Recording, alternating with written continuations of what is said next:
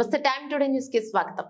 రంగారెడ్డి జిల్లా శంషాబాద్ మున్సిపాలిటీ పరిధిలోని సిద్ధాంతి బస్తీలో దారుణం చోటు చేసుకుంది. అన్యం పుణ్యం ఎరుగని 4 సంవత్సరాల చిన్నారిపై ఓ కామాంధుడు అత్యాచారం చేసేందుకు ఒడికట్టాడు. సభ్య సమాజం సిగ్గుపడే లాంటి దారుణమైన ఘటనకు సంబంధించిన స్థానికులు తెలిపిన వివరాల ప్రకారం మహబూబ్ నగర్ ప్రాంతానికి చెందిన ఆంజనేయులు అనే యువకుడు కొంతకాలం క్రితం బతుకు తెరువు కోసం శంషాబాద్ వచ్చాడు. సిద్ధాంతి బస్తీలోని ఓ ఇంట్లో అద్దెకు ఉంటూ సెక్యూరిటీ గార్డ్ గా ఉద్యోగం చేస్తున్నాడు. అయితే ఇతడు ఉంటున్న భవనంలోనే చిన్నారి తల్లిదండ్రులు అద్దెకుంటున్నారు.